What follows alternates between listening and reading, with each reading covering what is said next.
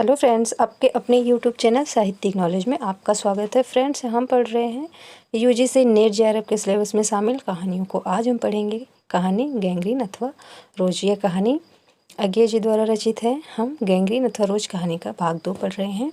महेश्वर बोले, अब रो रो कर सो जाएगा तभी घर में चैन होगी। मैंने पूछा, आप लोग भीतर ही सोते हैं? गर्मी तो बहुत होती है। होने को तो मच्छर भी बहुत होते हैं, पर यह लोहे के पलंग उठाकर बाहर कौन ले जाए। अब के नीचे जाएंगे तो चारपाई ले आएंगे। फिर कुछ रुक कर बोले, आज तो बाहर ही सोएंगे, आपके आने का इतना लाभ ही होगा।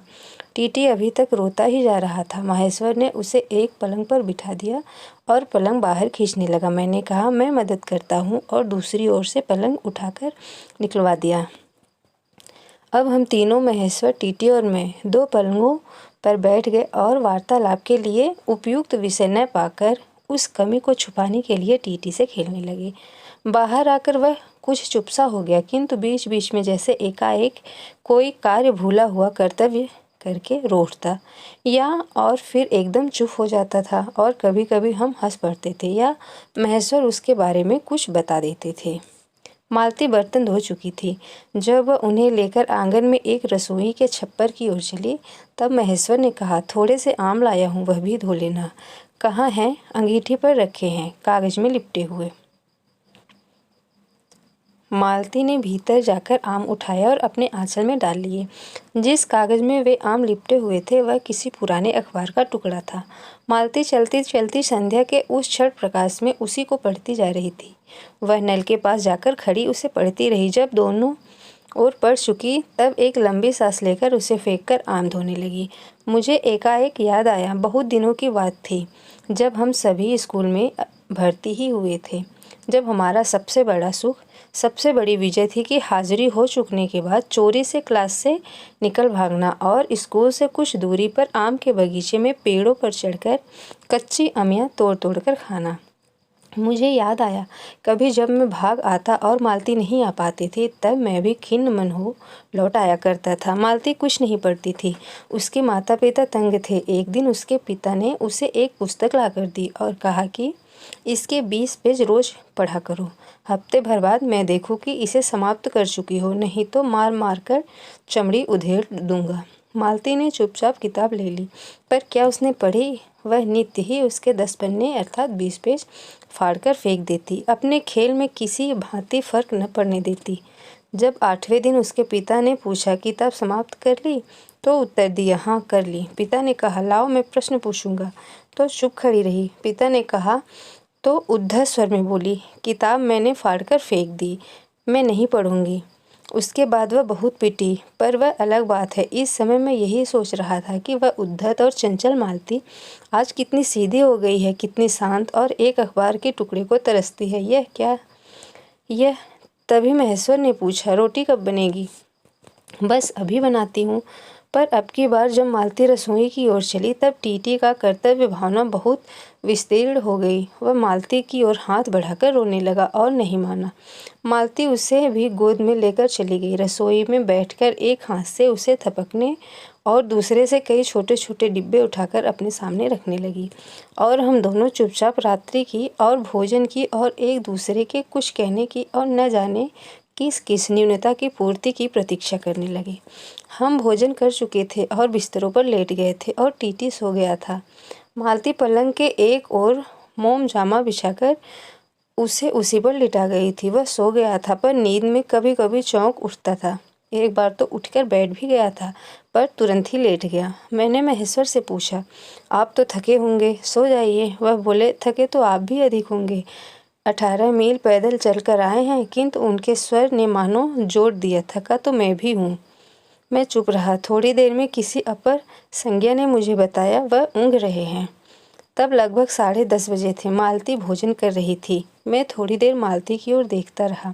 वह किसी विचार में, यद्यपि बहुत गहरे विचार में नहीं, लीन हुई धीरे धीरे खाना खा रही थी। फिर मैं इधर उधर खिसक कर पर आराम से होकर आकाश की ओर देखने लगा। पूर्णिमा थी, आकाश अनभ्र था।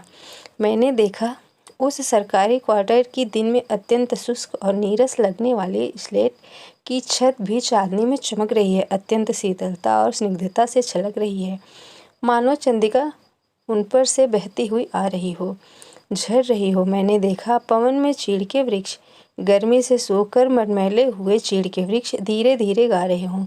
कोई राग जो कोमल है किंतु करुण नहीं, अशांतिमय है किंतु उद्वेगमय नहीं।